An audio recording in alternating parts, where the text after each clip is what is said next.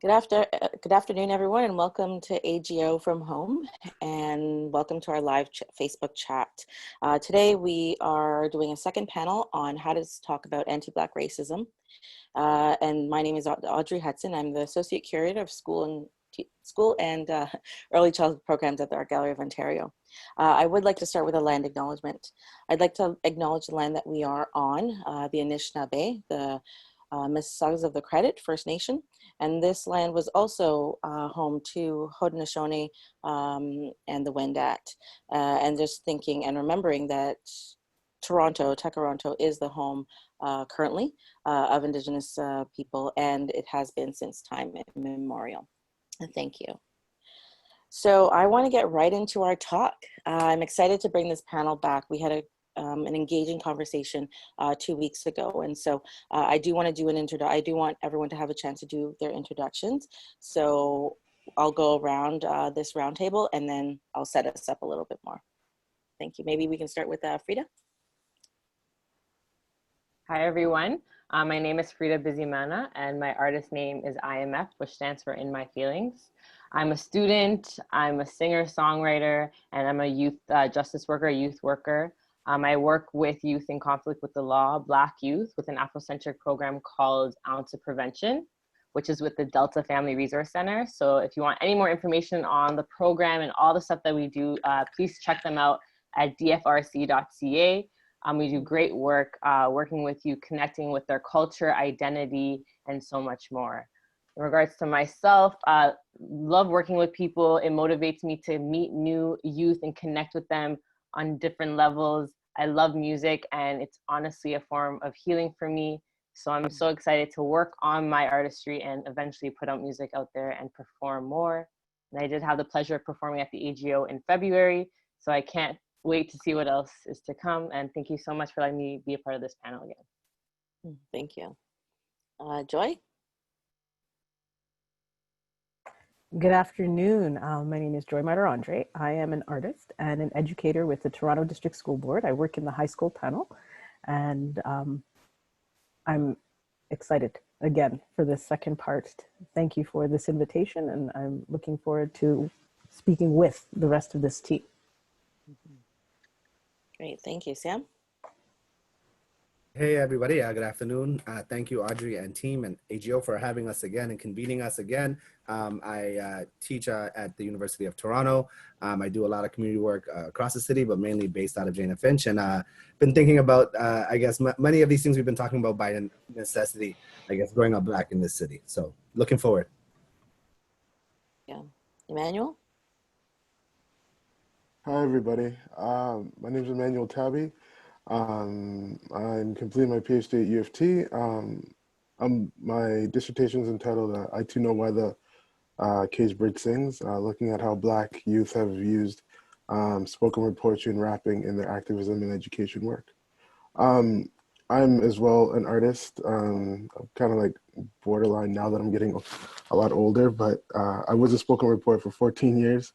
I'm the percussionist with the Legends of Motown. And yeah, I'm excited to be part of this conversation. Like, it's such a fascinating time right now, but also like an exhausting time. And I have a lot of questions as to why people care all of a sudden, you know? So yeah, we talk about that.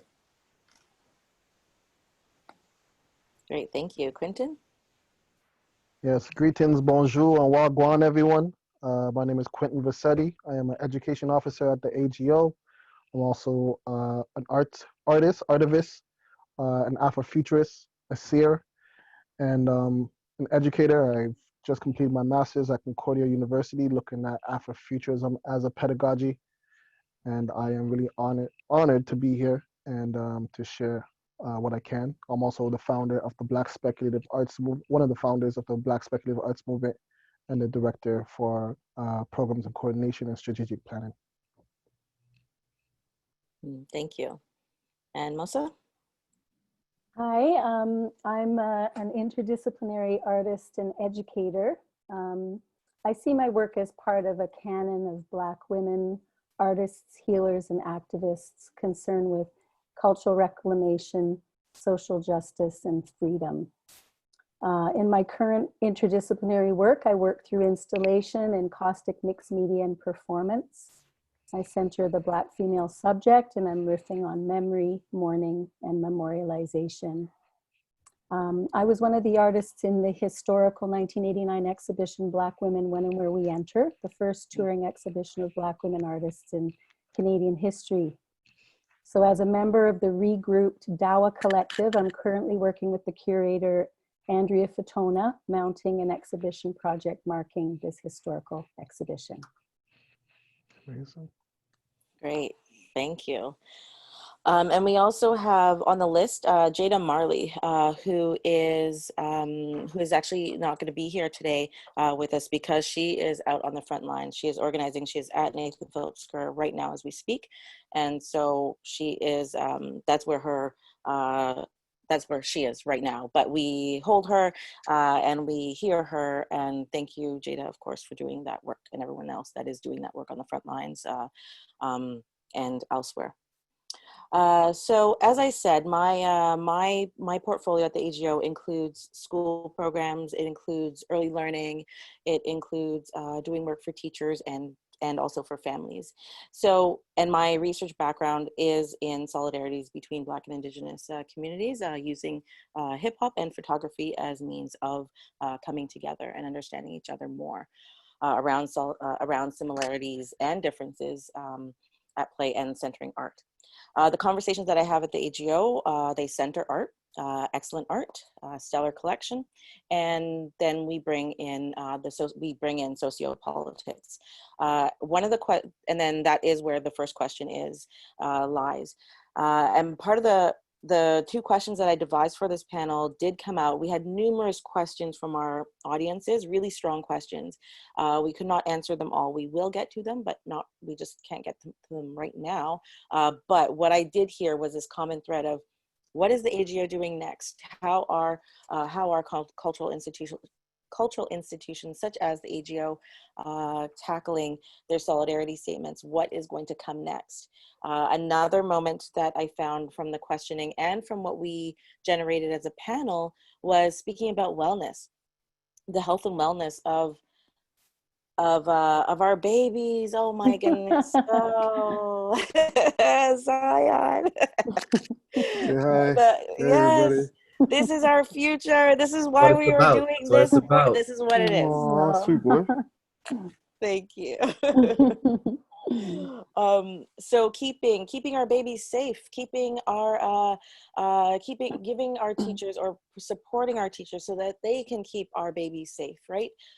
So that is where that's how I devised the two questions that we're going to tackle today.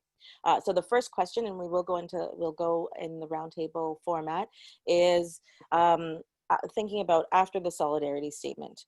So the specific question is, what happens after this solidarity statement? How do we hold institutions accountable to their statements that they've made?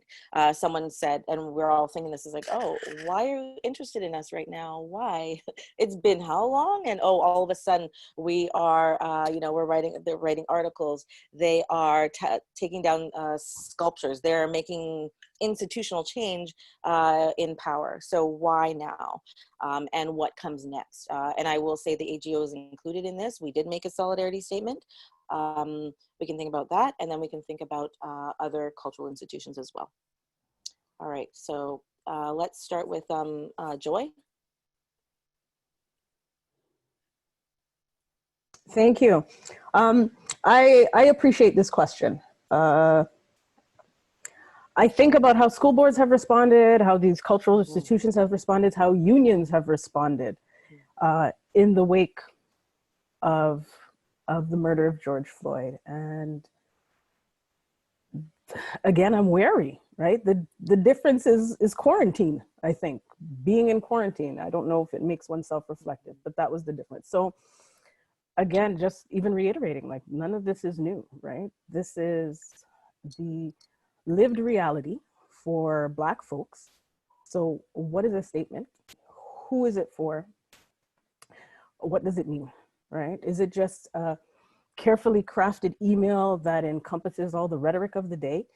And you know, I want to remain hopeful, especially with, of course, the work that we do, right? It's working with high school, working with youth.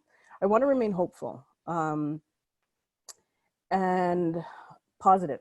So in my thinking about this question, if I were, you know, speaking to a group of educators, anyone really, I would say, how do we personalize a solidarity statement? We know that language is meaningless without action, but what is that action based upon, and how are we being self-reflective, right? I like that part of the story that has come out of what is happening now is that people are being asked to not burden Black people with the task of telling you what to do, but to actually go out and seek that literature, because it's out there and it's out there in abundance. And it could be through looking at, you know, an art piece, or through what is being written. And we can suggest a variety of different books, but they're already out there and it's suggested. So I like that that is coming out, because when we think about what is that action based upon, if you're looking for answers for that, it's in the literature that's out there, but we have to personalize it. And I think one of the ways that we can personalize it is to actually think about this longstanding history of Black folks in Canada, getting an understanding of why we are here now in this moment and what has brought us to this current moment. I had a friend who said that a person in their school, and this is within the last week, a teacher in the school had said to her that there was no slavery in Canada. I guess we've given that the pause that needed, right? It's just, so there needs to be some education and some self-reflection about Canada's history in relationship to Black people. Again, a statement is nothing without action, and it's a collective action and it's an individual action. And how is it that you ensure accountability with yourself, right? What are you going to do in the long term and the short term that are actual concrete steps that are going to honor that statement? So I'm certainly speaking to everyone, but as an educator, it's just, what are you going to do? What questions are you going to ask yourself that is going to be a reflection of the solidarity statement that was made through TDSB? How are you going to include the stories of Black lives in your curriculum in a way that you know, shapes an understanding of the current and historical context of those Black lives? Thank you. You're welcome. And, you know, acknowledging that, yes, Canada did have slavery. If we just take a look at, you know, Dr. Charmaine Nelson's work, it's right there. This new post that she's taken up, and like, she's cultivating a center that looks into slavery in Canada. So there can be no more denial. Hopefully there is no more denial about this, and people learn about this. We are not, you know, we are not a cookie cutter, all nice, and our history is not clean. You know, there's Indigenous genocide, there is Black genocide. So really, there, as you said, the literature is out there, and people need to seek it at this point in time, urgently. Frida? Yeah, thank you, Joy. You actually put it perfectly, everything you said. You know, it just makes me question the sincerity of these solidarity statements and these posts. Even just scrolling on Instagram and seeing all these companies, these organizations putting out all these statements, and you're like, like, is this just a marketing tool? Is this just a trend? Like, you just question everything, and it's like, yeah, why now? Like, this has been happening. So for me, like, it's frustrating to see, and it's just kind of like, you know, these institutions, they need to hold themselves accountable. You're going to put that statement out. Okay, let's see what you're going to do. Let's see that action. Let's see you actually do something about it. I'm just curious to see how everything unfolds. I want to remain hopeful, but I can't lie. I'm a little weary. I don't know. So in regards to that, I really do hope that each institution really sticks by what they say, but I can't help but think it's just really a trend and a marketing tool. Yeah, so that's in regards to that. Thank you. Sam? Yeah, thank you so much. I think I wanna like just rest on the statement for just a minute or two and think about like in all of the work that I've done or the work that we've done in the places we've gone to, and we've tried to like approach people who hold the power to make decisions, and how they had almost an inability to say Black, to like specifically think about, as when I was studying at York doing my graduate work, I couldn't get the president to say Black students. We want a space for Black graduate students. We still do, by the way. Actual physical material space where Black students can convene, undergraduate and graduate. She couldn't say it a couple years ago, few years ago. What they could do, though, was produce diversity statements, right? To speak to the diversity of our faculty based on gender, based on, visible minorities, which could very well be and meet some quota of diversity that had no Black people. So every corporation, every educational institution, every sports team had stock corporate diversity statements. So fast forward to 2020, they now have corporate Black Lives Matter statements, right? Everybody has it, because we're at the point where the anti-Black racism that has sparked so deeply and so thickly that they need to make a Black Lives Matter statement, or because silence is no longer an option. So that's how I see these now. At this point, Black Lives Matter is, I think, corporate jargon, and it's corporate multiculturalism. So we need to acknowledge that, right?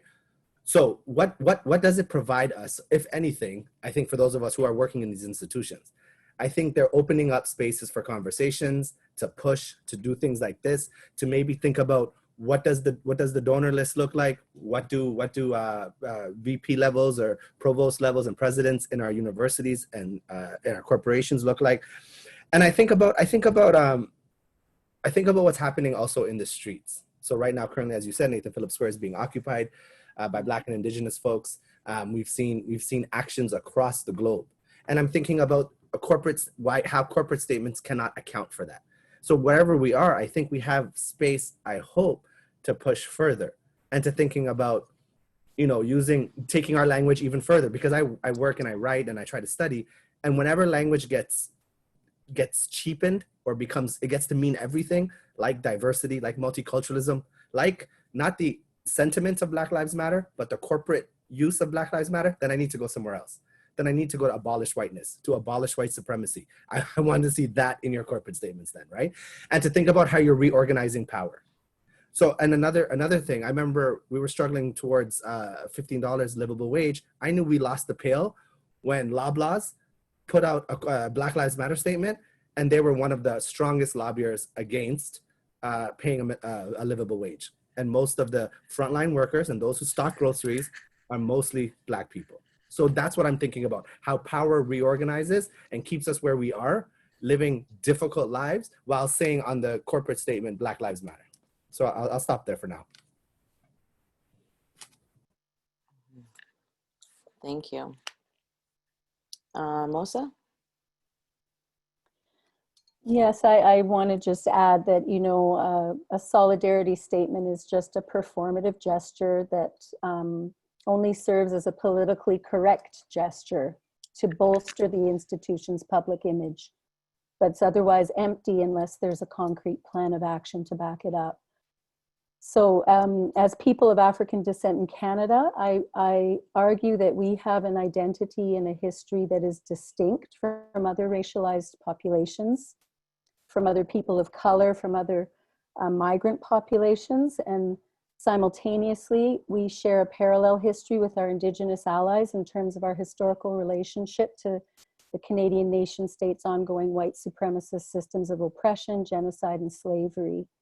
So therefore, if I'm going to speak directly to the institution, the AGO, I argue that Black Canadian art needs to be comparably recognized and resourced accordingly in the AGO, following the example of the J.S. McLean Center for Indigenous and Canadian Art.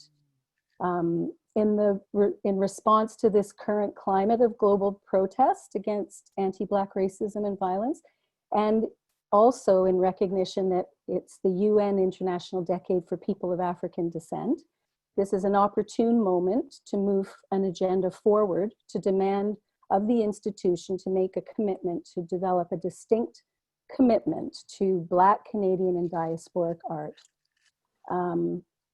We can look at the OCAD's recent Black cluster hire as an example, and they followed the example, they followed suit. The Indigenous Visual Cultural Program had done an Indigenous cluster hire 2 years prior. So I think that the AGO can look at that as a model. And the idea of a cluster hire is to protect those Black people who come into the position, to have support from each other, so that you're not carrying all the responsibility of the mentorship and the change making and the pushback from the institution, and then burn out and give up and quit or whatever. So I think that that's a good example what OCAD has done. In addition, I think that we can ask for a concrete plan to acquire Black Canadian art. There should be a Black Canadian collection at the AGO, and there should be better representation of Black and Indigenous people in positions of power in the institution in order to steer the curatorial practice more equitably. Thank you. And I want to just think about, what you said about, being the only person in power, and you're expected to do your job, but then, you are mentoring. You are taking care of white fragility. You are taking care of hopefully taking care of yourself, but then speaking to and carrying the weight of entire communities, right? So, so that idea of, yes, of course, removing or reorganizing power, but then making sure it's not only, that tokenism, right? It's not just that one person, that it is shared across the board, across the institution, across any institution, and definitely a space, and acknowledging that our histories as Black Canadians is different from our Black American friends and our African brothers and sisters. So thank you. So Audrey, just to back end that quickly, I wanted to say, we've seen that strategy in universities, right? Where these push for diversity and the reorganization of power, or to retable the levels of the VP and the presidents. But what we get instead is these kind of corporate, not corporate, but like diversity and inclusion offices that do important work in talking with staff, but don't have the actual power that these upper echelon layers of the university does, which could possibly radically reimagine the entire institution.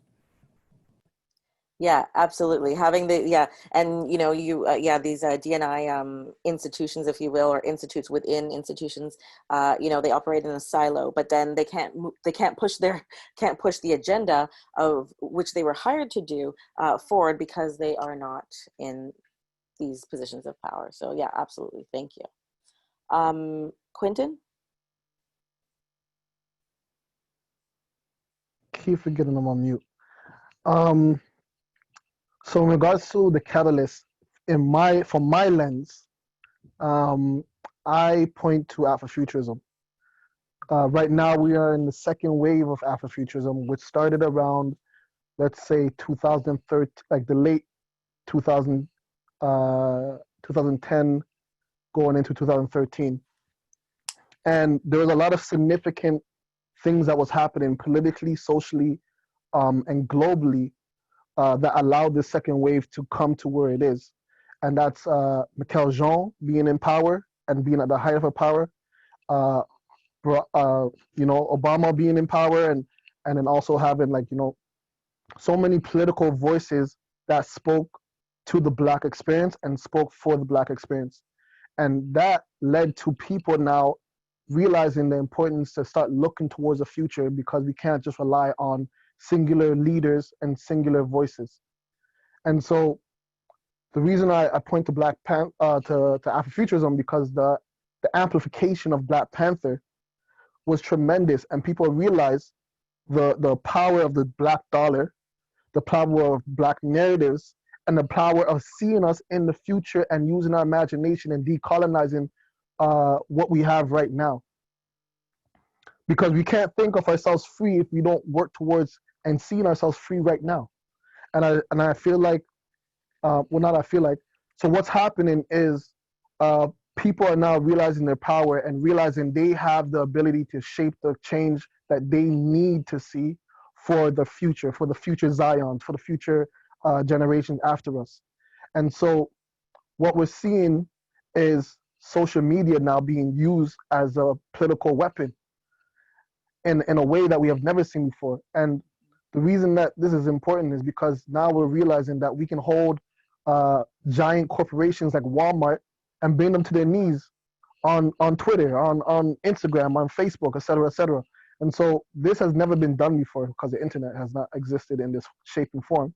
But also we have never mobilized around hashtags like this before, or mobilized through digital medias before. And also now we can bring in celebrity voices and all these different things. So this collective conglomerate that we see happening is completely unique. And I say AlphaFuturism is at the forefront of that because now we're looking at how can we use technology to serve us rather than we are serving the technology. And so now we're looking at AIs and all these different things and, you know, the matrix and all these different ideas of like, okay, well, how do we now use algorithms to our advantage to make sure we're all being heard in our collective voices? So someone asked a question about leadership, and it's like leadership has now changed from a singular person to now clusters of organizations, clusters of what's trending, clusters of what needs to be heard, right? And so in education, we need to also pay attention to these clusters and pay attention to these trends and pay attention to how important it is for us to keep up with the times. And I think with an education realm, we need to bring more technology into the classrooms, into the gallery, so then people can now lead their own path of learning, you know, where people can start to do the research for themselves, because now we have Google, now we have Bing, now we have Yahoo, et cetera, et cetera. But we can now use those tools to guide people. I think Instagram did a really great thing recently of having the resource page on the discovery bar. I don't know if people noticed that. So they have a racial guidance for those who want to be allies and then those who want to learn more about the Black Lives Matter movement and then just learn more about how to support Black folks in this time and just have more information. And that was a genius move that Facebook did. And also now I see Disney doing that. I see Netflix doing that. So now we need to see other corporations and other spaces holding them accountable of like, yo, you can set up something on technology of what resources that people can have access to, but then also your employees need to start doing that training themselves. And so I say all that to say of like, yo, we can use technology as a really tangible, simple way of starting to working towards educating ourselves to then put people in power to now balance things out in general. Great, thank you. And Emmanuel? Hey everybody. The thing with going last is y'all have made such great that there's one thing that I was thinking though. Whenever I oftentimes, not whenever, but oftentimes when there are tough social situations or cultural situations happening, I find myself revisiting a Bell Hooks book, All About Love. And there's that one quote that always gets me, and it says, there can't be any love without justice, right? And there was one restaurant I'm thinking about specifically in Toronto that made a statement, and their former employees kind of called them out about the number of racist experiences that happened there, right? So, and it's not necessarily about holding them accountable, but also providing a space where people could speak to their lived experiences.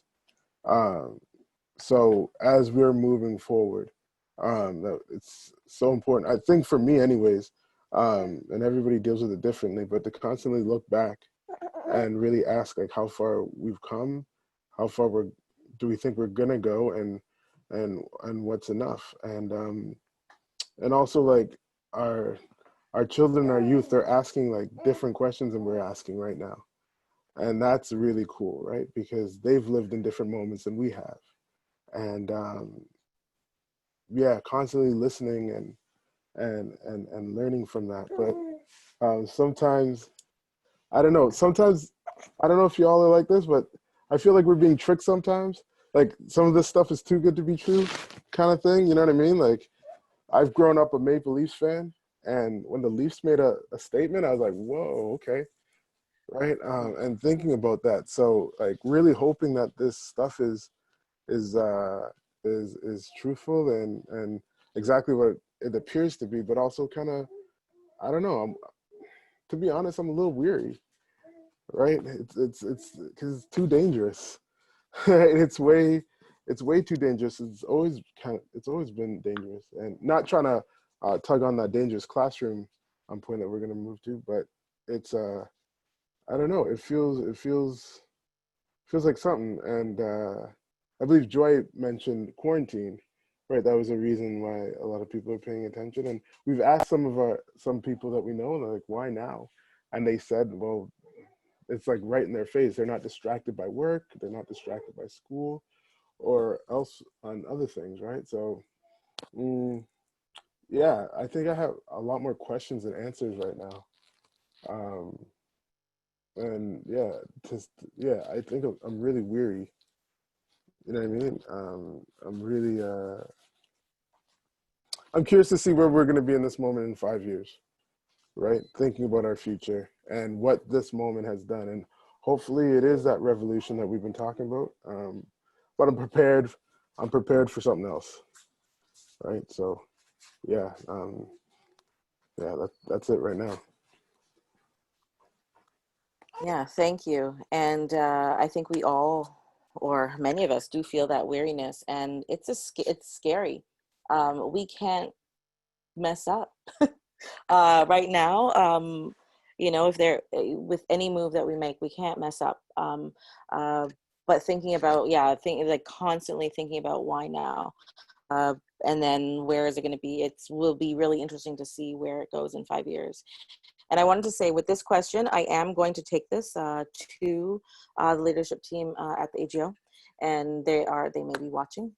Hello, colleagues, but I will take it to them. And these are, I know that we are only, we're 7 voices, but just so there is a start on, thinking through and giving validity to the solidarity statement, giving heart and heart, soul, and power to the statements that they've already made to make them a reality, so that they are not jargon, and that they are not just words that have been produced, crafted in a shape. So thank you. And yeah, that last point on Emmanuel's thinking about dangerous. So the next question is, which came up in our in part 1 of this conversation, was thinking about classrooms as dangerous. Thank you, Sam, for posing that. So how do we keep dangerous classrooms safe enough, and how do we cultivate wellness in these spaces? And I'm thinking particularly about when we are speaking about anti-Black racism, and many of us have been in classrooms, myself included, where they're talking about, let's say, slavery or some that's really the only thing. That's the only Black subject that I actually remember from learning from school. So, and then and the question goes to you as being the only person in the class, like having something to say. So how do we? So my fear, or my I don't want the burden. This burden should not be on Black students. This burden should not be on students of color, racialized at all. So how do we as educators, how do we as parents, guardians, people keep these spaces safe enough when they are dangerous, and when we are pushing boundaries, when we are in these types of moments? So, and thinking about definitely thinking about wellness at the forefront. So I'll go to anyone want to go first? Okay, Quentin. Yeah, for me, I guess because I'm kind of like that tough guy in the classroom.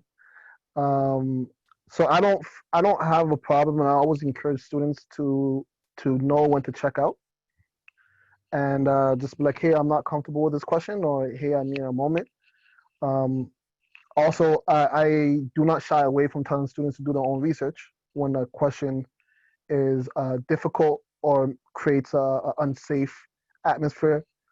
But then also, I sometimes will tend to question the question, and so I will often ask what's the intention behind the question, or allow them to answer their own questions sometimes, because sometimes they know and they're just provoking and they're just trying to make the space dangerous or it's risky or edgy, and so it's really about having the composure, but then also just um, checking in with my own well-being and protecting my peace in a lot of ways. And so, yeah, I try my best not to react right away, you know, and give that person or student or whoever a moment to check themselves, and then I'll decide my actions after that. Yeah, that's my immediate response to this. Thank you. Frida, did I see did you want to jump in on this? Yeah, sure. You know, when I think about this, I think about my 8-year-old self in my grade 3 class, and we're talking about slavery. And I was I think there's me and another person, only 2 Black kids in the class. And everyone like looked at me as if I had all the answers. I'm like 8 years old. I'm like, I don't know. I'm learning too. Like, what do you mean? But, you know, they look at you as this Black kid that's supposed to know all the answers. I was like, okay, no. And I remember like questioning that at such a young age. I'm like, why do they always look at me like, is it because I'm Black, like I'm supposed to know everything? So it made me not want to talk. I didn't, like at one point I could actually say I didn't want Black History Month to happen because I didn't want that to fall on me. I was like, this is too much. Like I'm still learning. I'm like, why do I feel like this burden's on me? And I'm 8 years old.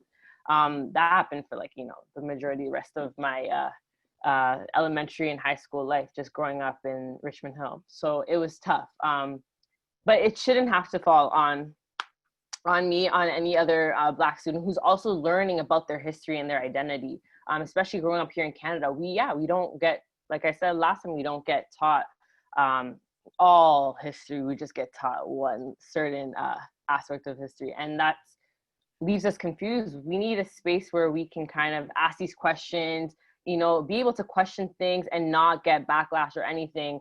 I just feel comfortable to, you know, question the world we live in and why people see us Black people a certain way, put us in this box.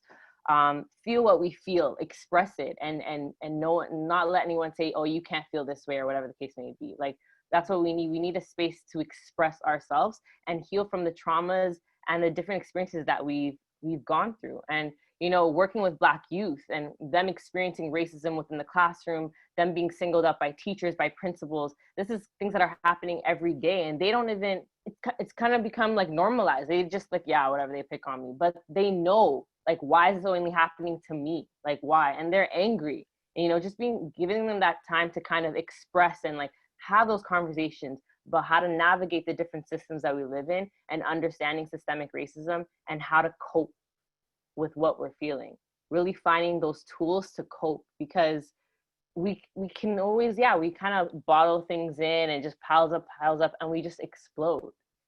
So really providing that space to heal and to just express. And like we talked about at the last discussion in regards to the arts and bringing that in to kind of help express and articulate how one may be feeling. But I definitely think the best place to start is providing that space for expression and to ask those questions.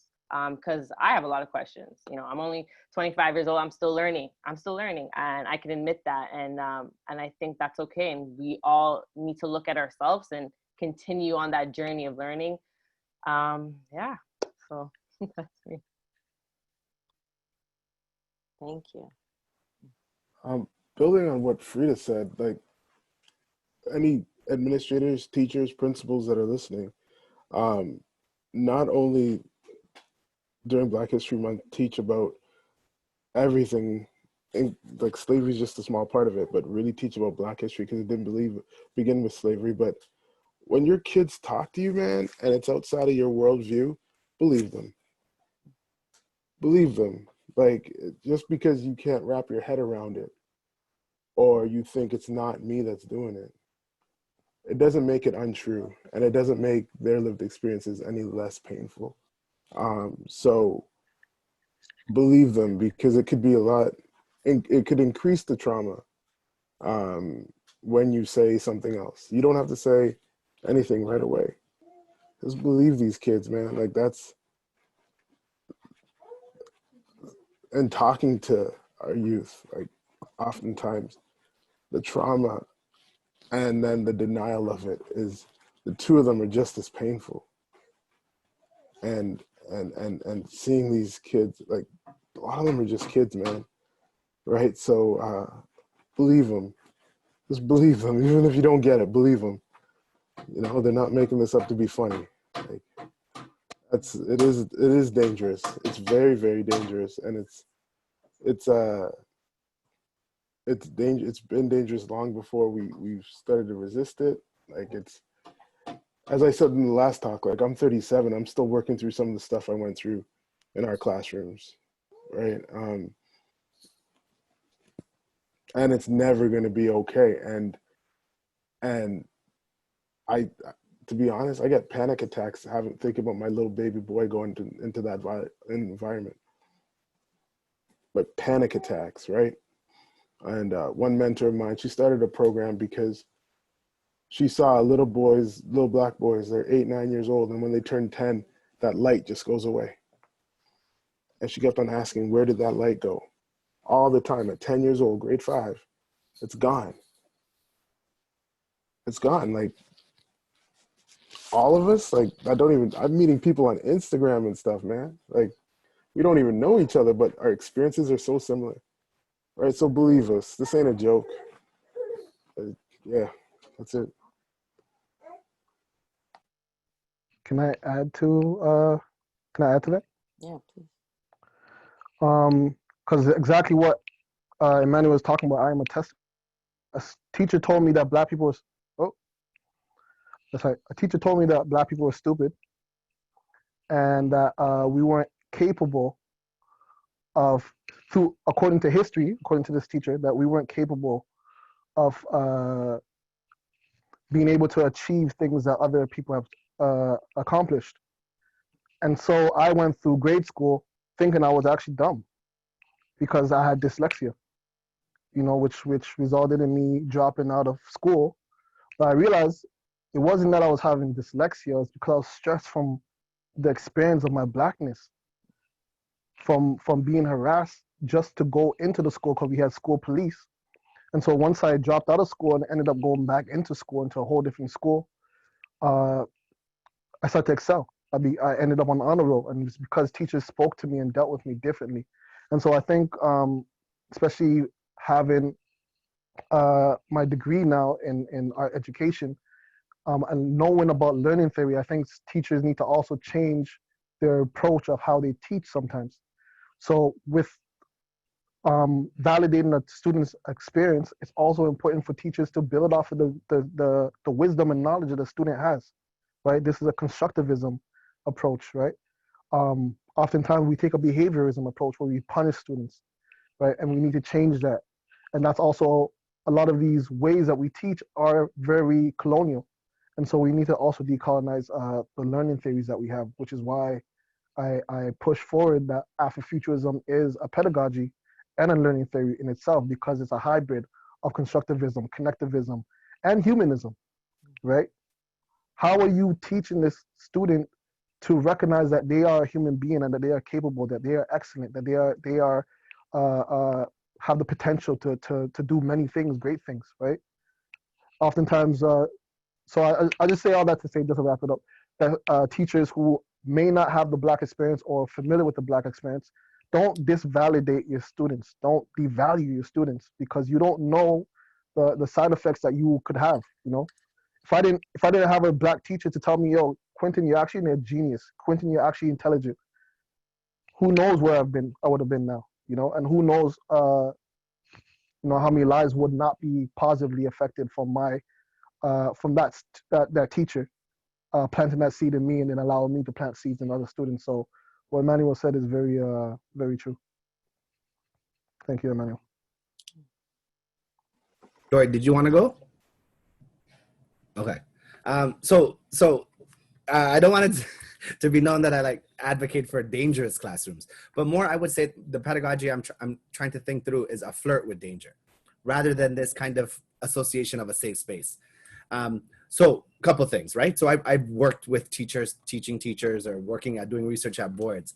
And the teachers that always ask about, oh, I want to start and bring in race. I want to do that. And I guarantee you there will be so many more workshops after this about anti-Black racism and Black Lives Matter that will come. And then the teachers will say, but I'm so nervous to do this. And all of that implies that when they've been teaching in their classrooms all these years, or all of us going to our corporate jobs or any of our work, that race was never there. Unless they said it, unless the teacher said race. So race has always been there, right? So the kids, whether I'm working with JK up to the UFT students, we all know race is in this space, right? So what does it mean to flirt with danger? It means to introduce that unpredictable element into pedagogy and doing it every day and allowing that to come into the space. And what happens is when I teach like learning teachers or pre-service teachers, all the black students have so much to say, but the white students don't say anything because they feel that there's nothing at stake for them, right? But we all know about race. We all understand how race works. We all know that if you're born with a specific kind of skin, who can call the police and who can't, what situations are safe and for whom. When are white women supposed to feel scared is when they see someone that appears to be a Black man. So we all know about race. And bringing it into the classroom means, how can we produce a pedagogy that shows that we all have something at stake, all of us, and that we do it relationally, understanding that power is differential. And that's what I try to create in the space, which understanding that we're going to say something wrong, I'm going to say something wrong, I will bring my experiences in, but can we hold the space? Can we stay until the end of class? Can we write papers that are honest, not cookie cutter stuff that you think the professor wants to hear, or the teacher or the instructor? And I think that flirting with danger, because there will be moments that will be completely unpredictable and your training will not help you or support you, and neither will your children. But those are also the moments perhaps that we make a breakthrough into these points. So that's how I think about the pedagogy, more a flirt with danger rather than it being a dangerous space, but also thinking about that we all have something at stake, which means we all have something to contribute. And we all know about race before we ever talk about it. Thank you. Joy? I think you were next, yeah? Mm-hmm. And for educators, you know, this language of a safe space is a little problematic for me, because safe is not determined by the teacher who is in the classroom. Safety is determined by the participants, the students in the classroom. They determine whether that space is safe or not. And therefore, what is our duty? Our duty is to create positive spaces, right? And one of the ways I just feel that you can create those positive spaces is to show that you listen, right? When students are inundated with everything, you know, like what everybody is saying, they're walking in there with, you know, a perspective, and they're walking in there with their lived experiences, right? And we have to honor those lived experiences. So when they come in the classroom, how are we honoring those lived experiences? If we're talking about this challenging subject matter where we are, to quote Sam, flirting with you know, these dangerous conversations, how are we allowing them to have a voice? Right? What space are we creating that make them feel that they can have a voice? Are we allowing them to, you know, write questions on a sheet of paper anonymously that we take up at the end of the class in our closing that we can look into? How are we creating an inclusive classroom and an inclusive curriculum? If you cannot speak to the Black experience, then what can you do? Look to community, bring community in the classroom. Have people who can speak to those lived experiences so you can validate the students in the class, but also teaching everyone else who might not identify with that, how it is that we build community, right? We build this space into a collective community. I just think that it really starts with the listening. You know, you have to pause, and everyone is right again. You don't have to have all the answers, right? You have to pause, but you also have to, you know, make students feel as if their voice is valued in the classroom. And that's part of creating what I'm going to call a positive space. Thank you. And then Mosa? Yeah, I just add a lot of what has been said. I feel strongly about too. I'm most concerned with Black wellness, with creating space for Black healing, where Black folks, Black youth can talk with each other about the history and the technology of white supremacy and anti-Black racism and name it understand how it functions, unpack their experiences in spaces with others who share their experience. I think there's a huge need for Black-centered self-care and mental health support for our collective grieving and healing. We need Black-only spaces to have communal support to unpack our feelings of outrage and sorrow, to talk about how trauma functions in our lives, and framing self-care as ongoing and vital work that we have to do as people of African descent to heal from the daily impacts of anti-Black racism. So, I mean, I feel a responsibility to Black youth and children. You know, if we recognize the harmful impact of the absence of culturally responsive curriculum in the education system, then we could frame Black-centered curriculum as wellness pedagogy, designed to uplift and nurture Black youth and children, aimed at building Black self-worth, instilling Pan-African cultural literacy. So, you know, I think it's essential, you know, if we hope to prepare Black youth and children to lead creative and intentional lives and to succeed in their life pursuits and to contribute meaningfully to society. Yeah, thank you. Yeah, I too feel that dedication and that responsibility, even for Black youth, and I mean, that's why I think we're all doing this work, right?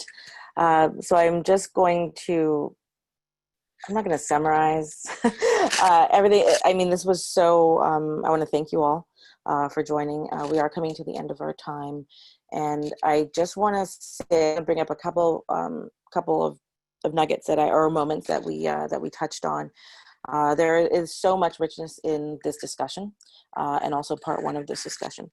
But you know, thinking about how we dismantle or how we decolonize institutions using an anti-colonial framework, perhaps, or if we introduce AlphaFuturism, if we introduce these pedagogies of wellness that we're talking about into systems, into schools and museums, cultural institutions, so that all of the students feel that they belong, so that it is an open door for Black students who have, and Indigenous students who have been, who have not been welcome into these spaces previously. So how do we do that? That's, I think, our job. That's what we're thinking about right now. And technology is on our side. Malcolm, Martin, you know, Rosa, they didn't have the technology to capture that 8 minutes and 46 seconds of George Floyd's death, right? They didn't have that. And so we have that in our power right now. And so how are we utilizing that? Thinking about technology in these spaces, thinking about the power of a tweet, the power of an Instagram post, and how that can and is moving these conversations forward into what we are building as a future for us, for our communities.